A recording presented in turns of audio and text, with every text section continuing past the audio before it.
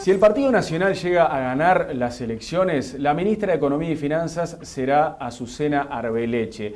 Tiene solo 43 años, trabajó ya en el Ministerio de Economía con todos, pero bueno, decidió irse y sumarse a la campaña de los blancos, sumarse a la campaña del Partido Nacional. Y hoy nos visita, consciente de que, justo recién charlamos, consciente de que hay un cambio de vida para ella, ¿no? Pasa a tener otra exposición, pasó a ser más conocida, incluso el día de su presentación muchos blancos la conocieron y se presentaron y le dijeron mucho gusto y era la candidata a ministra de Economía.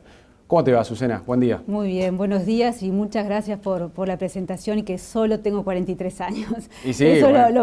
es lo más lindo que me han dicho. Igual sos mayor que el candidato. Igual soy mayor que el será candidato. joven el candidato, ¿no? Que tiene 41. 41 tiene Luis, exactamente. Ahí está. ¿Cómo fue que lo conociste a Luis?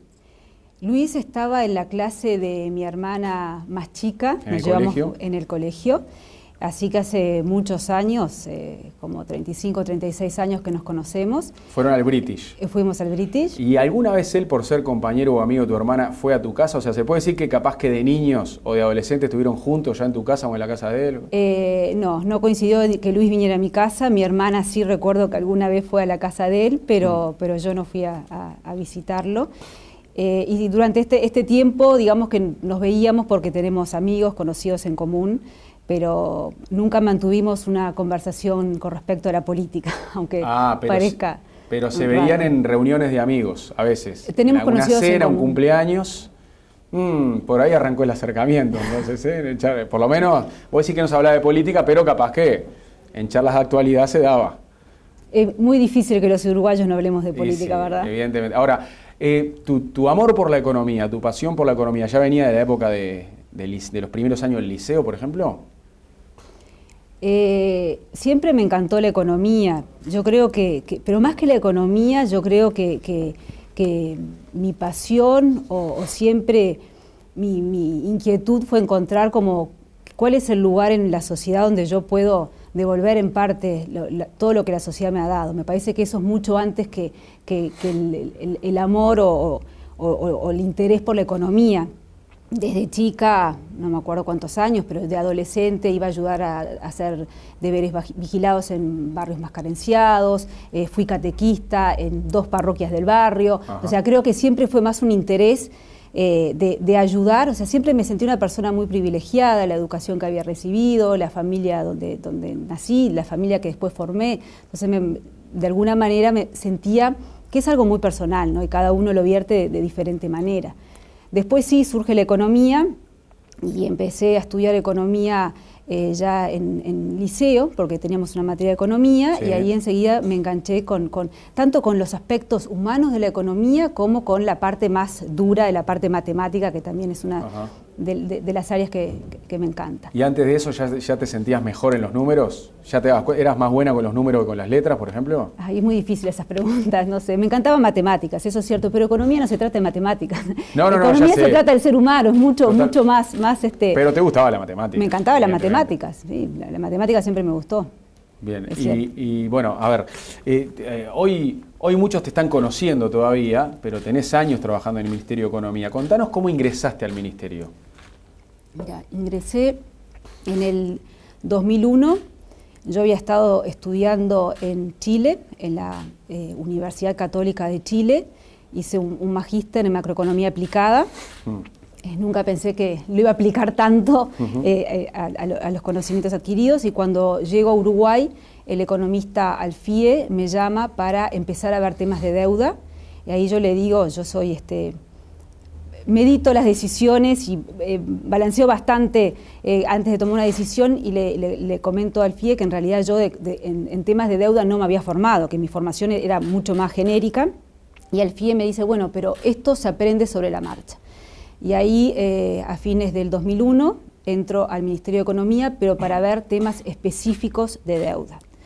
Recordemos que después tenemos la crisis del 2002, Sí. 2003, o sea que el tema de deuda, de ser uno de los temas, un tema más dentro de lo que era asesoría macroeconómica financiera en el Ministerio de Economía y Finanzas, pasa a ser el tema central durante los siguientes años. Ya tenés un feo temporal arriba, trabajando en el Ministerio. Tengo un feo temporal arriba. pero que creo que de donde se aprendió muchísimo. Claro, ¿no? claro, eso te formó Sí. también. Eso tuve la oportunidad en un momento muy desafortunado para el país, pero de aprender muchísimo. Con los tiempos muy limitantes, había que tomar decisiones rápidas y salir a la cancha con propuestas concretas. Y viviendo la crisis desde adentro, ¿la pasabas mal en algún momento o no daba para mortificarse y había que estar concentrado solo en el trabajo? Es difícil no pasarla mal, ¿no? Porque claramente había una situación, una vulnerabilidad. Aquí la crisis fue económica, financiera, pero principalmente hay un tema social que se ve dañado. Entonces era muy difícil ser ajeno a lo que estaba pasando. En esos momentos laboralmente, no sé si la palabra lo pasábamos mal, pero eran jornadas de muchas horas, de acostarnos muy tarde, de trabajar todo el tiempo, de mucha coordinación en el equipo, de mucho estrés, digamos. Vamos a ir acá en el tiempo ahora.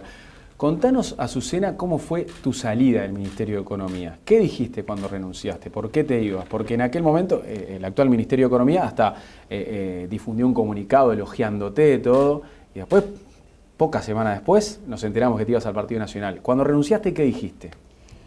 Cuando renuncié tuve primero una conversación con el ministro Vergara, en donde le dije que yo sentía que se había cerrado un ciclo en mi trabajo en la unidad de gestión de deuda, que esa era exactamente la situación. Yo hace ya varios meses que sentía, como decíamos, ingresé en el 2001 al Ministerio de Economía y Finanzas para ver temas de deuda.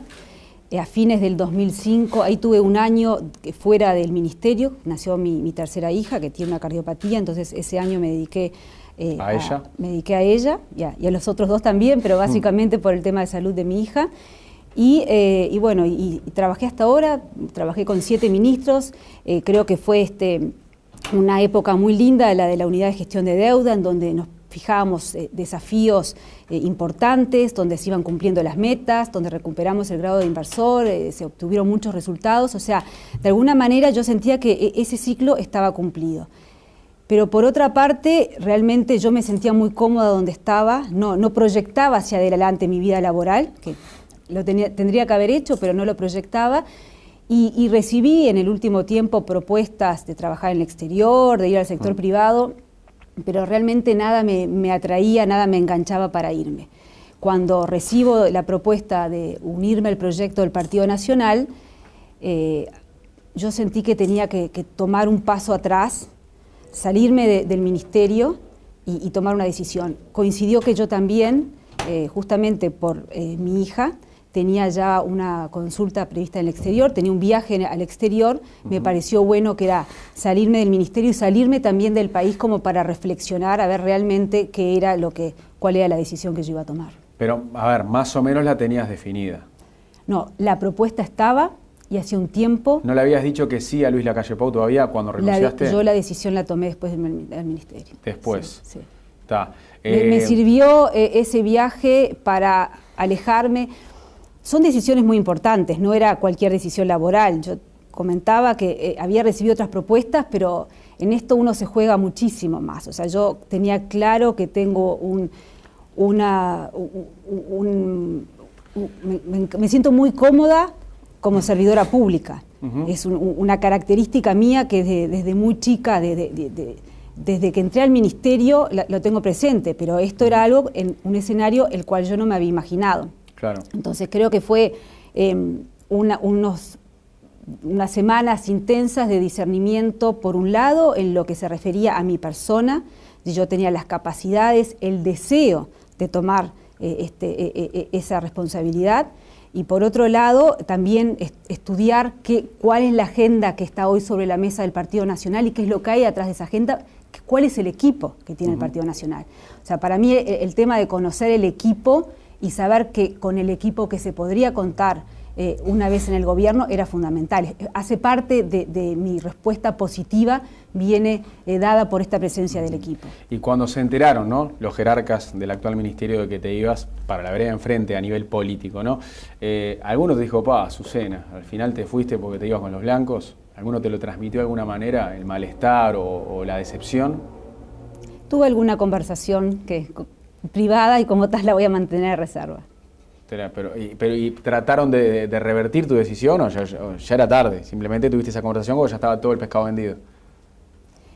Cuando los jerarcas del ministerio se enteran, hay alguna conversación, pero está claro, yo no era del Partido Nacional, o sea, creo que estaba en toda mi libertad de tomar de aceptar esta propuesta, tomar ese camino. Pero siempre fue todo en muy buenos términos.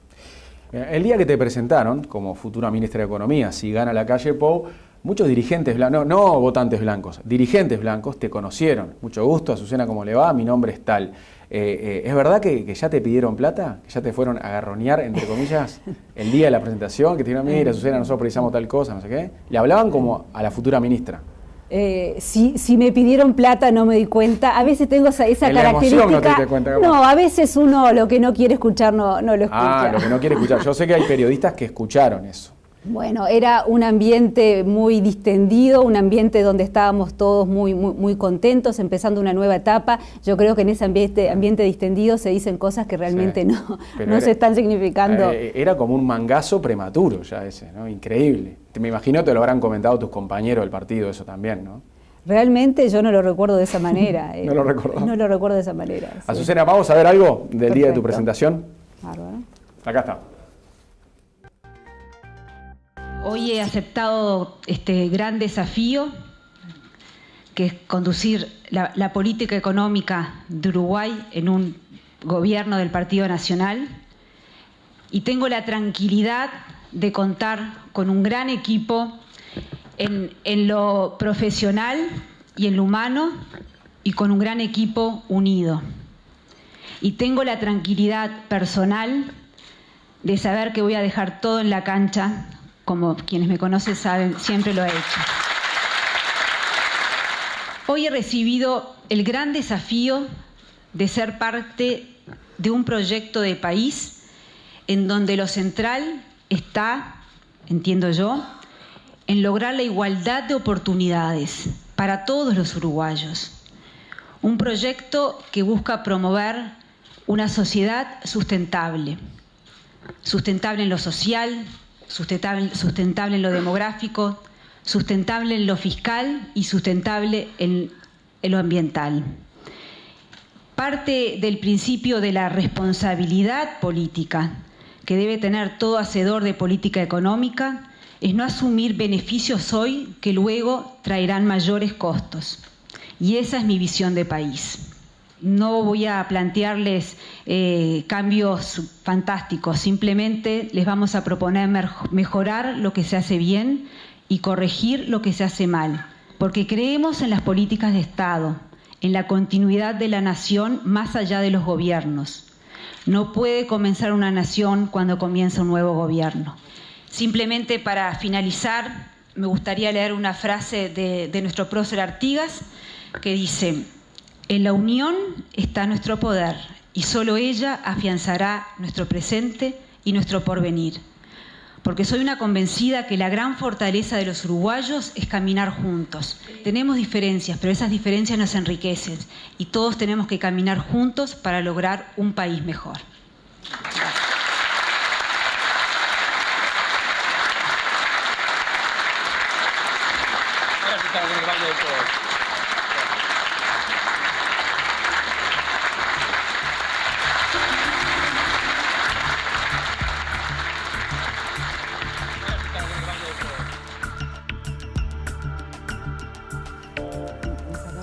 Y se suma a la charla Fede Comesaña, editor de Economía y Finanzas del Observador.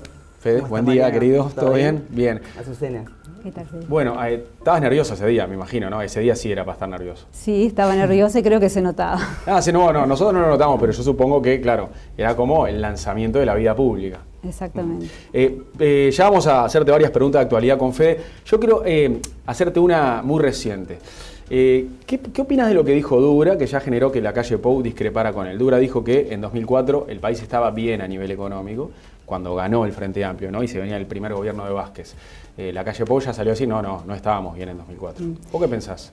Bueno, creo que en el primer bloque inicialmente yo comentaba, que además estaba en el ministerio en ese momento, que en el 2002-2003 tuvimos una de las crisis económicas y financieras más severas de la historia del país. Y eso repercutió enormemente en lo social. Y yo creo que acá es importante entender los daños que puede tener esa repercusión en lo social. Lo económico y lo financiero, nosotros los economistas decimos hay un efecto rebote, lo económico se soluciona mucho más fácil que los daños en un tejido social. Se demora más y las secuelas quedan. En el 2004, el 30% de la población estaba por debajo de la línea de pobreza. O sea, las caídas en el salario real eran del 10-11%, si tomamos un año en particular. Si vemos lo acumulado en los últimos años, al llegar a la crisis, esto es mucho mayor, el desempleo de un 13%. O sea, realmente fue una situación muy complicada que vivió el país. Creo que lo que sí es cierto, que lo que siguió después con los gobiernos del Frente Amplio, creo que en buena medida ya la institucionalidad o el marco regulatorio ya estaba anterior a que el comienzo del gobierno del Frente Amplio. Y fue ese marco regulatorio existente, esa institucionalidad que había, que le permite al Frente Amplio aprovechar y ir más realmente lograr una mejora y salir de esta situación que estábamos. ¿A qué me estoy refiriendo en particular? O sea, hay elementos que ya estaban dados para que el Frente Amplio pudiera, con su conducción económica, aprovecharlo y aprovechar también un escenario externo que era muy favorable. Desde la oposición se dice muchas veces que Astori continuó con la línea económica de los partidos que estuvieron en el poder antes. ¿Esto qué quiere decir? ¿Que si ganan los blancos van a continuar con la línea económica del Frente Amplio? Sí. Yo creo que la presentación mencionaba esto, que la manera que a mí me gusta ver el país, que no se refunda cada 5 años, no es borrón y cuenta nueva, empieza un país nuevamente. Y si me permitís, quisiera terminar con el punto anterior, claro, de algunos ejemplos de estos que decía que cuando comienza el gobierno del Frente Amplio, habíamos tenido la crisis de 2002-2003, y un tema en el cual creo que me manejo con libertad y me manejo con conocimiento muy cercano al tema, es lo que se refiere a la política de endeudamiento.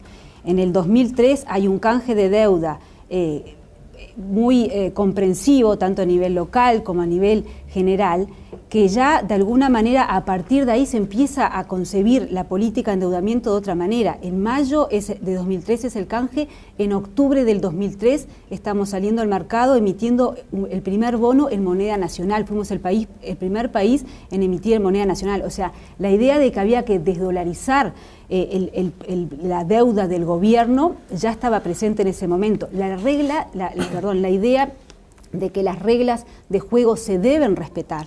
Y en este caso, el respetar las reglas de juego tenemos que hacer un canje, cambiar un título por otro, pero dentro del marco previsto contractual. O sea, el respetar las reglas de juego es algo que luego el Frente Amplio continuó y es uno de los grandes activos del país.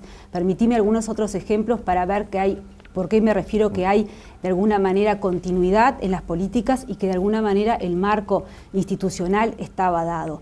En lo que se refiere a la regulación y a la supervisión del sistema financiero, recordemos en julio-agosto del 2002 tenemos la ley que tiene que reprogramar los depósitos del Banco República y Banco Hipotecario, pero luego en diciembre del 2002, o sea, claramente esa ley respondía a la crisis que se estaba viviendo, pero en diciembre del 2002 hay una ley de reestructura del sistema bancario en donde ya se sientan los cimientos para lo que es la regulación financiera en el día de hoy.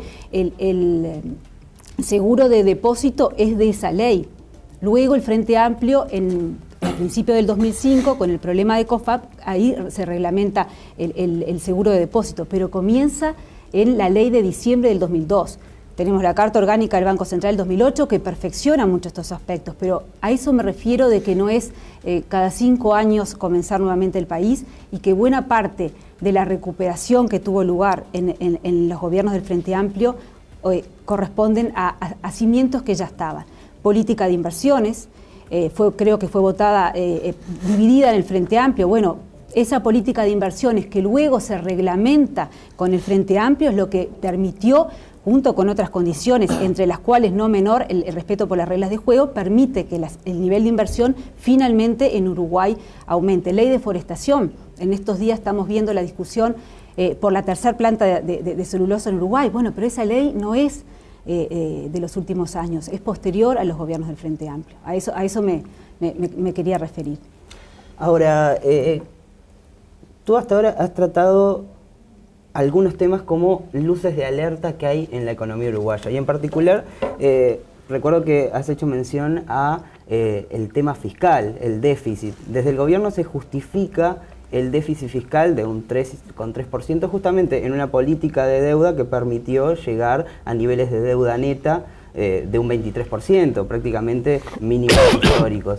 Y además en una política de prefinanciación del gasto y de las obligaciones del Estado bastante, digamos, bastante... Precautoria. Sí, conservadora. Entonces, ¿cómo tú estás viendo esta situación y bueno y cómo eso se enmarca en esta campaña y en lo que tú prevés para un eventual gobierno del Partido Nacional? Perfecto. Creo que acá tenemos que separar lo que es el déficit fiscal del nivel de endeudamiento. El déficit fiscal es el que nos va a determinar el nivel de endeudamiento de una economía, ¿verdad? Tú mencionabas que hoy el nivel de déficit fiscal es de 3,3. La estimación para este año, para el 2020, es 3,3 y lo que se espera para el año que viene es algo muy similar, 3,2%, creo que es lo que está en la rendición de cuenta. Y si nosotros proyectamos el nivel de deuda neta hoy, o sea, la deuda neta ha disminuido a lo largo de este tiempo, sí, ha disminuido. Si esa deuda neta la proyectamos para los siguientes años, con los niveles estimados de déficit fiscal, lo que sucede es que esa deuda neta sube. No hay una trayectoria sostenible en términos fiscales. Es lo mismo que una familia. En un mes determinado yo puedo decir, bueno, se gastó más de los ingresos que tuve, se explica de esta manera, pero lo importante no es solamente ver la foto hoy, sino ver la película, qué es lo que va a pasar con el nivel de endeudamiento de esa familia para adelante. A lo cual hay que agregarle qué se espera que suceda con los ingresos de esa familia. Y eso es lo que es la visión que adecuada, me parece, no solamente ver la deuda neta hoy, sino ver cómo va a evolucionar esa deuda neta con un déficit fiscal que hoy se encuentra en 3,3. Ahora, esa preocupación que tú manifestás sobre sobre la trayectoria de la deuda, dados los niveles proyectados de gasto y tanto en las rendiciones de cuentas. Tú como directora en su momento de la Unidad de Gestión de Deuda, ¿planteaste esta inquietud al gobierno? ¿Ya la tenías? ¿Y cuál fue la respuesta? Perfecto. Ahí, Federico, vuelvo a lo que decía inicialmente. Una cosa es el déficit fiscal y otra es el manejo de deuda. El déficit fiscal me va a determinar cuál es el nivel de la deuda, lo mismo que la familia. Si yo gasto más de lo que yo me ingreso, eso me genera esa diferencia, esa brecha entre ingresos y gastos, me va a generar un nivel de deuda. Al siguiente mes, de vuelta, gasto más de lo que de mis ingresos, le agrego una partecita más a la deuda. Y así sucesivamente. ¿Cómo se administra esta deuda? Es otro tema. Le compete a la Unidad de Gestión de Deuda asesorar sobre la administración de ese nivel de deuda. No le compete a la Unidad de Gestión de Deuda asesorar sobre el nivel de deuda. El nivel de deuda es determinado por el aspecto fiscal. Esos son dos temas totalmente diferentes. Volviendo al caso de la familia, bueno, podemos renegociar la deuda, la había pactado en dólares, pero resulta que ahora hay créditos en UI. ¿Por qué no me pido un crédito en UI y voy y pago el préstamo en dólares porque estoy esperando que el tipo de cambio suba o porque mis ingresos, mis salarios están en moneda nacional? No sé si se quedó clara la diferencia. Sí. Dijiste, Azucena, más de una vez que tiene que haber consensos en los consejos de salarios para que los incrementos reales estén relacionados con la productividad. Pero ahí saltó el PIT-CNT enseguida a decir que eso implica un congelamiento del salario real. No creo que sea así. O sea, yo creo que acá lo importante, en primer lugar, no menor, estamos recordando épocas en donde había caídas del salario real. En primer lugar, acá se ha tenido ganancias en el salario real, que son bienvenidas, partiendo de niveles tan bajos, y lo que no puede suceder que haya pérdidas en ese sentido. Acá lo primero que hay que tener presente es que el salario real no puede bajar. El poder adquisitivo de los trabajadores no puede bajar. Entonces, ¿cuál es la propuesta para variaciones, para incrementos por encima de esos incrementos de precio, ¿verdad? El salario real se mantiene, el salario nominal tiene que acompañar el incremento en el nivel de precios y tiene que tener un incremento adicional asociado a la productividad. Ahí el gran desafío es la medición de la productividad. Entiendo que la productividad es difícil medirla a nivel de la economía, es difícil medirla a nivel de ramas, es más difícil medirla a nivel de empresa. Ahí quizás lo más realista es tener mecanismos de descuelgue de las empresas o cláusulas de salvaguarda, una empresa particular en una situación particular. Lo más importante es preservar el empleo. Si por tener incrementos dados por la totalidad de la rama me va a llevar a incrementos que van a terminar deteriorando el nivel de empleo de esa empresa, bueno, hay que contemplar la situación particular de esa empresa. ¿Cómo ves la próxima ronda de negociación salarial o la primera en la que formarías parte estando en un eventual gobierno del Partido Nacional?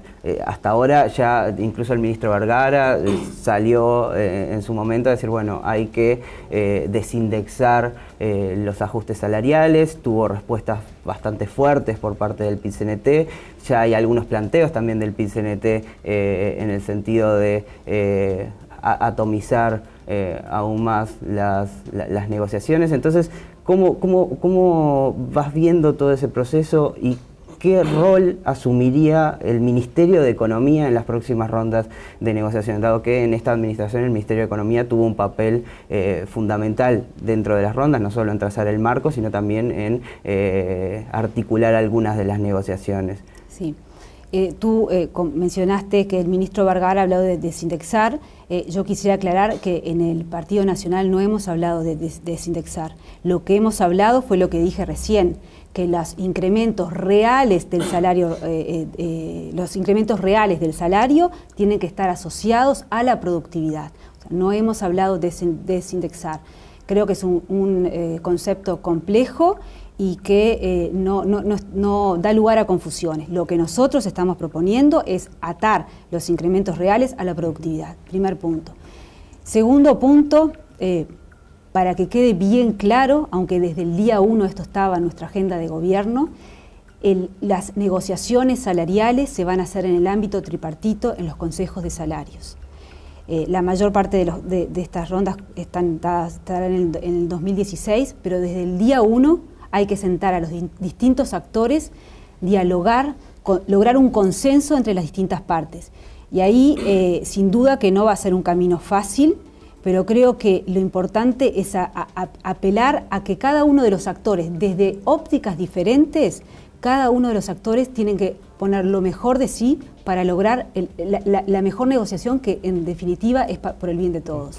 ¿Cómo ves esta discusión que se ha dado en torno a tu candidatura a ministra de Economía? Un cargo técnico contra un cargo político, esa discusión, pero también tiene mucho que ver con esto de la ronda de negociación, claro. Porque para ver qué rol va a tener el Ministerio de Economía. Creo que no hay discusión del cargo técnico y del cargo político para un cargo de ministro de Economía. Creo que claramente yo tenía un cargo técnico en una unidad de gestión de deuda, que repasábamos recién lo que hacía, el manejo de la deuda, y la propuesta que se me ha hecho es eventualmente ser candidata, o sea, eventualmente, esto está sujeto a lo que diga la ciudadanía, ser ministra de Economía, que es un cargo netamente político. O sea, que ahí pensás adoptar un rol político. Hoy sos una persona muy técnica, vos te conocemos como una técnica. El ministro de Economía es una persona, es un cargo político, no se concibe de otra manera.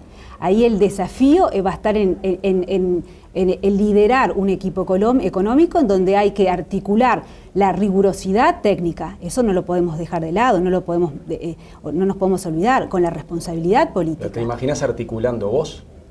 Por supuesto que todos los actores tenemos que articular, me imagino articulando. ¿Y estás preparada para que los sindicatos más radicales te vayan a golpear la puerta del ministerio?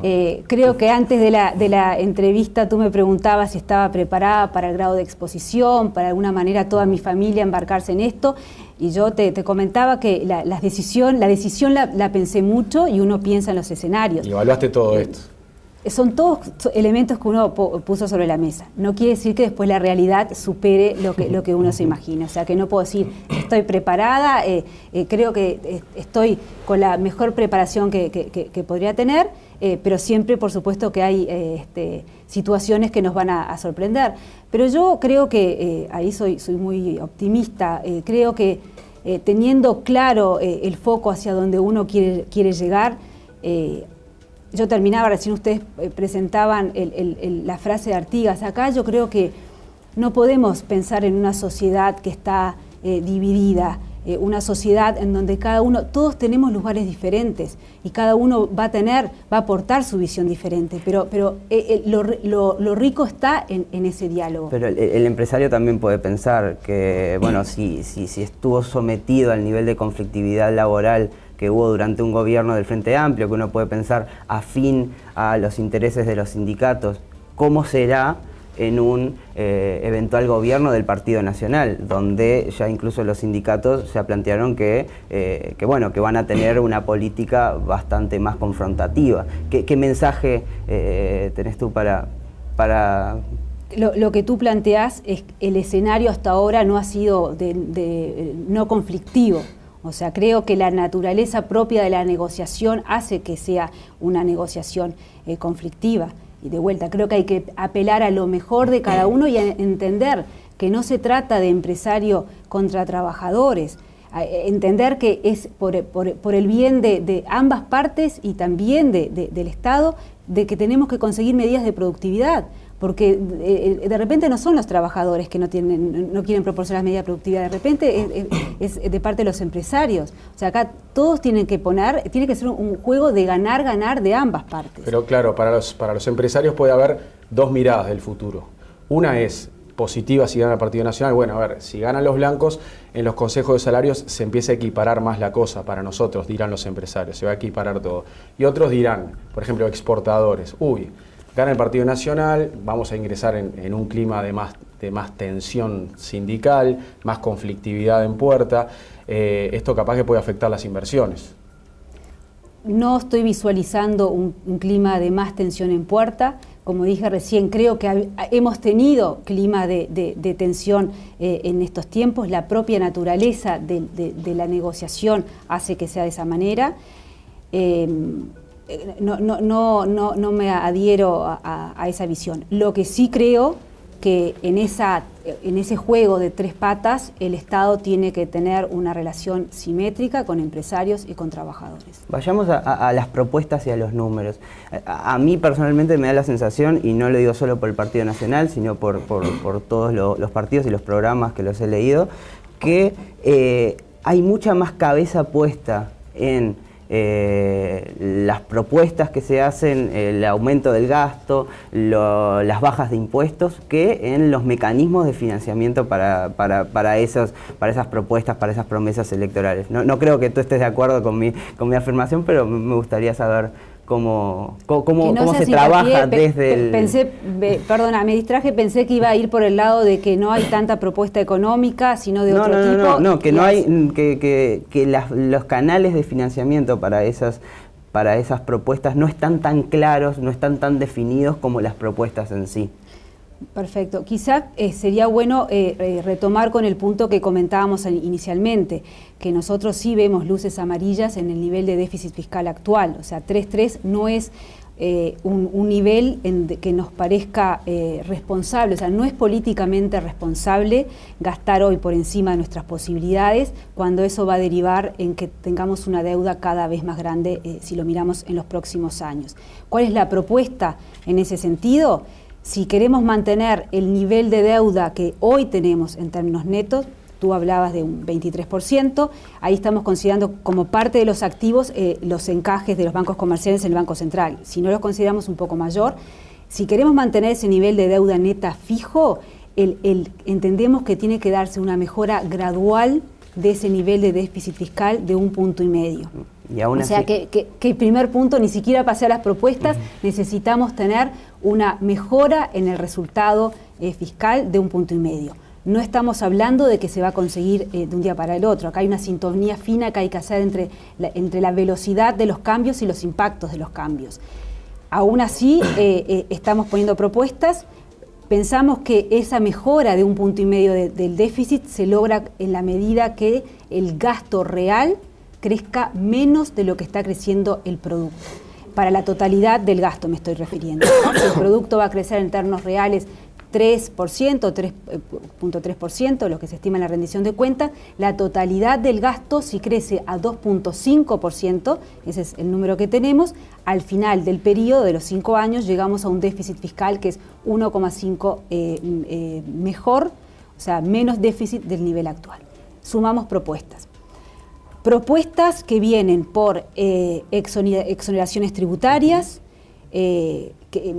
si tú tuviste la oportunidad de leer las distintas agendas y programas de gobierno de los distintos partidos, creo que tenés presente que las exoneraciones tributarias que está proponiendo el Partido Nacional están desde el día 1 en la agenda del Partido Nacional. Hechos los cálculos, hechos los números, ahí están. A diferencia de otros partidos en donde las propuestas aparecen últimamente, en los últimos días, y no tengo presente los cálculos, quizás en algún medio de prensa se hayan dicho y se me esté escapando.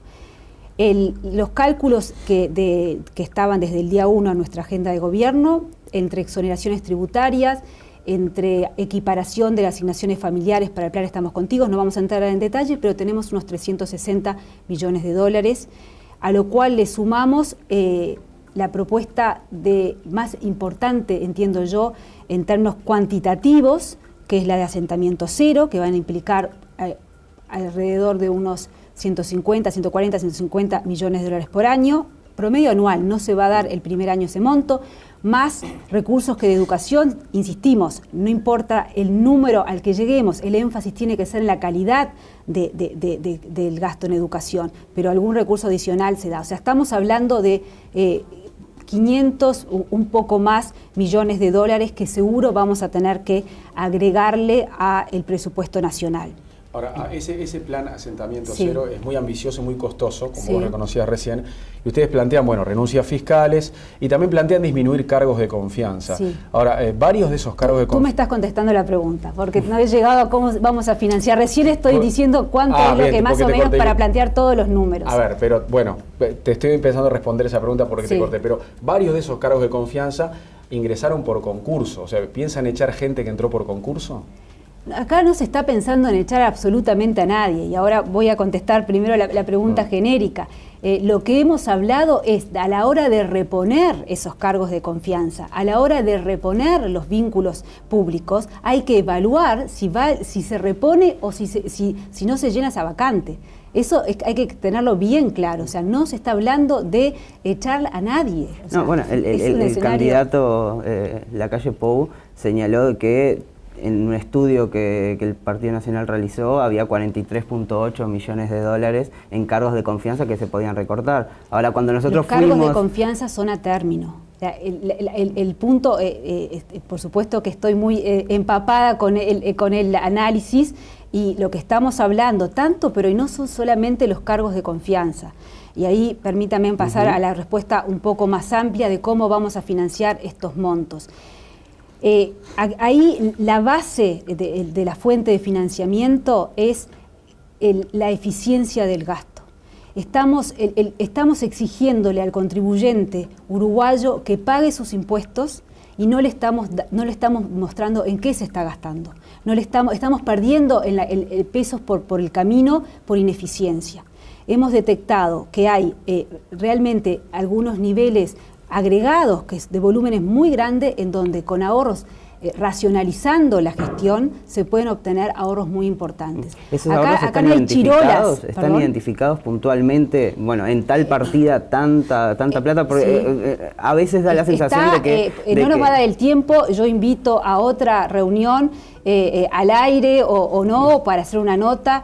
Tenemos totalmente identificados, tenemos los números del presupuesto, si vemos la rendición de cuenta del año pasado, hay...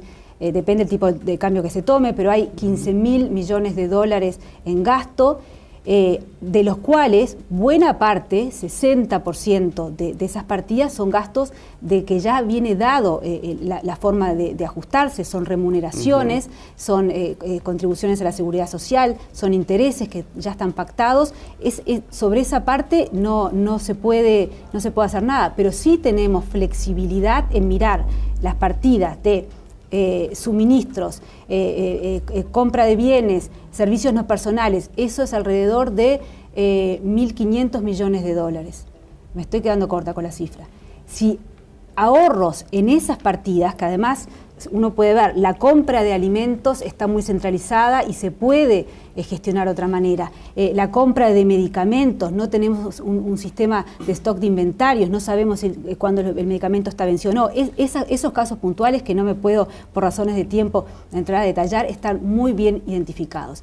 Y un segundo grupo apunta, un segundo nivel de ahorro, podemos mencionar, es lo que se refiere a los vínculos, tanto los vínculos públicos como los vínculos, porque una persona puede tener varios vínculos, por eso nos referimos a vínculos, como a los vínculos no públicos.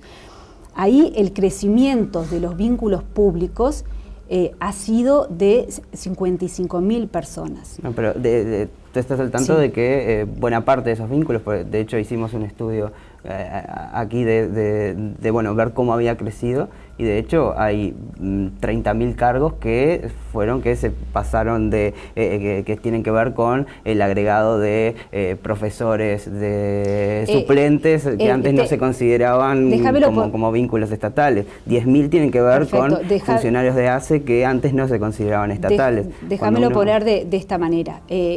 Estoy también al tanto de la nota de ustedes, me parece que fue una nota muy buena, un muy buen trabajo, en donde además se separó lo que es gobierno central de lo que es intendencias, y donde además se separó lo que son los créditos presupuestales de las vacantes realmente que se han completado, que era una información que nosotros en ese momento no disponíamos. El cálculo que nosotros hemos hecho es que las bajas de funcionarios públicos anuales está en promedio en los últimos años en los 20.000 vínculos, solo para la parte de vínculos públicos. Si uno considera lo que es las áreas sensibles de salud, educación, seguridad social, si todas las bajas que correspondían a estos sectores se completan, esas vacantes se llenan, de todas maneras se puede generar un ahorro bien interesante. O sea, la propuesta es no reponer la totalidad de los funcionarios públicos que cesan anualmente. Y hemos hecho en detalle los cálculos, hemos mirado las bajas y las altas a qué áreas correspondían, y hay margen para hacerlo. Estamos hablando de otra cosa, ya no de cargos de confianza, sino pero yo de reposición de entrada hablé de los dos temas. Uno son los vínculos públicos, que tenemos este crecimiento de 55.000 vínculos públicos del 2004 a la fecha, hoy en día creo que son 285.000 vínculos públicos que hay. Eso es un tema en donde la propuesta es que la reposición, y de vuelta, no estamos hablando de echar, nadie dijo esa palabra, perdón que lo diga de esta manera, pero me rompe los oídos. No, eso en realidad me parece que iba un poco por el lado de que en la propuesta original que manejaban desde el Partido Nacional había dentro de los cargos de confianza... perdón, nunca se habló de echar, ni de los vínculos públicos ni los no públicos. Bueno, pero se habló de Claro, pero porque son contratos a término, pero de hecho no renovables. De eso, ustedes en el planteo de 48 millones de dólares, 25 millones de dólares planteaban sacarlos de lo que se llaman los cargos indispensables que crea el presupuesto en el año 2010. Esos cargos si me permite terminar... ¿Me deja terminar? Sí, cómo no. Esos cargos están en el presupuesto 2010 marcados como cargos temporales de derecho público. Los cargos temporales de derecho público no son cargos discrecionales, sino que tienen que entrar por concurso, y además en las reestructuras de los ministerios, que ya hay 4 reestructurados, esos cargos pasaron a estar presupuestados. Entonces, en ese cálculo que ustedes hacían, agregaban cargos que es muy difícil considerarlos de confianza. A eso quizás iba la pregunta. Perfecto. De que esos cargos presupuestados, bueno, ¿se pensaba eliminarlos? Sí, conozco bien las reestructuras, porque por otra parte he estado en bastante concursos cuando cambiamos de régimen a los funcionarios en el ministerio.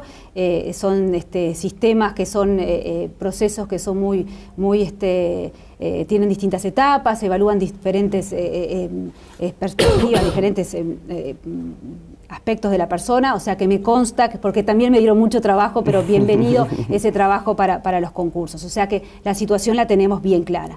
Cuando nosotros hablamos de los vínculos de funcionarios no públicos, no solamente son los cargos de confianza, son los adscriptos en los ministros, son los cargos de confianza, son... perdón, no me sale la palabra, los imprescindibles. Hay distintas categorías que están dentro de esos 17.000 funcionarios. Nuevamente, los invito, lo tengo, no sé si lo traje en la cartera, pero si no está en mi casa, el cuadro con todos estos números, y lo podemos discutir con todo gusto, pero tenemos claro lo de los números, y tenemos claro que se puede generar ahorros de 140 millones de dólares en lo que se refiere a ambas cosas, en los vínculos públicos y en los vínculos no públicos. Azucena, vos mencionaste este tema, pero quiero insistir sobre él porque hay mucha gente que se lo pregunta, ¿no? Que es en el tema de educación. Aunque sea en la interna, ¿no definieron o no proyectaron un porcentaje del PBI para la educación en el próximo Aunque sea en la interna, no proyectamos. Pablo da Silveira es muy enfático en esto, y él insiste, si queremos ver los números, veamos los números de educación, no de los recursos que se gastan para educación. Veamos la gente que está a nivel, la población hoy tenemos población de 18 años, la mitad concurre a centros de enseñanza primaria, de centros educativos. Si miramos además por diferencia de ingresos de la familia, tenemos que los ingresos más altos es el 80%, en los ingresos más bajos creo que es el 25, 26%, o sea, hay una gran dispersión. O sea, hay los indicadores, los números que hay que mirar son los que se refieren a la calidad del gasto y no a los recursos. ¿Hay que seguir destinando recursos a la educación? Sí, hay que seguir destinando. Por eso cuando yo inicialmente hablaba de la cifra que estamos manejando, hablé, además de las exoneraciones fiscales, hablé de asentamiento cero y también hablé de educación. Y no hablé, que tendría que haber mencionado, de infraestructura, que es todo un capítulo aparte, en donde las cifras son mucho mayores a lo que se debería destinar a educación o asentamiento cero, pero ahí entendemos que hay otros canales de financiamiento que no van a exigirle al presupuesto, al déficit fiscal, pagar todo de una sola vez. O sea, básicamente a través de mecanismos de concesiones o de asociación público-privado permite que el Estado pueda financiar ese proyecto a lo largo del tiempo. La actual administración estuvo trabajando, digamos, durante muchos años sobre la reglamentación de esos proyectos de participación público-privado. Sin embargo, hasta ahora no hay ninguno que haya logrado concretarse. ¿Dónde detectan ustedes los errores y qué va a hacer el Partido Nacional diferente para que este tipo de proyectos salga adelante? Sí, creo que es un punto bien interesante, porque como tú decís, tenemos una ley de asociación público-privado, tenemos una ley de concesiones y tenemos alguna otra ley más dentro de este marco, pero sin embargo no hemos prosperado, no se han visto resultados en este tiempo. Nosotros lo que vemos que a nivel de lo que se define en la reglamentación de esta ley, se ha terminado en un proceso muy engorroso, en donde hay muchos actores a distintos niveles del Estado participando, que participan además en diferentes momentos, que no hay una coordinación adecuada. Falta un organismo competente que de alguna manera tenga la visión completa del proceso y de alguna manera se encargue de que este proceso ese proyecto siga las distintas etapas del proceso. Yo creo que es un marco muy garantista para el Estado, que hay que revisar, hay que hacerlo que fluya más la inversión, el proyecto, que el proceso fluya más. Creo que un punto muy importante es que carecemos de un plan estratégico en este sentido. Además de que hay que limpiar todo el proceso, carecemos de un plan maestro en donde simplemente, pero casi nada, pero necesitamos tener una lista de todos los proyectos, un cronograma de las prioridades, de cuáles son los proyectos, los montos que cada uno de estos proyectos va a involucrar, y recién a partir de... Y tenemos que tener proyectos, tenemos que presentar los proyectos de forma de que sean rentables. O sea, creo que también se ha fallado en que los posibles inversores sean los fondos de pensión, sea flujos que vengan de afuera, pero la persona que va a invertir tiene que ver una relación entre el riesgo del proyecto y la rentabilidad del proyecto que sea adecuada. Es importante que cuando digo rentabilidad del proyecto, en esos ingresos, parte de los ingresos tienen que venir del Estado, porque hay proyectos que de por sí no van a ser rentables, pero el Estado los tiene que hacer. Quizás haya una carretera en donde por peajes no se va a cubrir los ingresos de manera que la rentabilidad de ese proyecto resulte atractiva, pero sí puede el Estado dar una renta anual durante el tiempo que se estipule, de manera que la rentabilidad de ese proyecto sea adecuada. O sea, creo que faltó esa combinación de riesgo-rentabilidad que haga atractivo la inversión. Si el Frente Amplio gana las elecciones, el ministro de Economía va a ser Danilo Astori. ¿Vos aceptarías un debate con Astori si te lo propusieran? Yo he contestado esa pregunta. Si no fue el 18 de agosto, como me presentaban, creo que fue el otro día. A mí me parece que lo importante es el debate global. Creo que aquí lo importante sería muy miope mirar solamente el aspecto económico. El aspecto económico es uno más, si se quiere es transversal también, porque necesitamos los equilibrios macroeconómicos, necesitamos una trayectoria sostenible fiscal, necesitamos una inflación que sea estable, que sea baja, que sea predecible, y necesitamos recursos, pero al servicio de asentamiento cero, a servicio de una mejor educación, a servicio de otras políticas sociales. O sea que personalmente creo que la discusión tiene que ser global. O sea que preferís no hacer un intercambio de ideas ministra con ministro, solo de economía. No dije que no prefiero hacer un intercambio de ideas, y dije que al principio yo había dicho que con todo gusto tenía una discusión, una conversación, un intercambio de ideas con el contador Astori.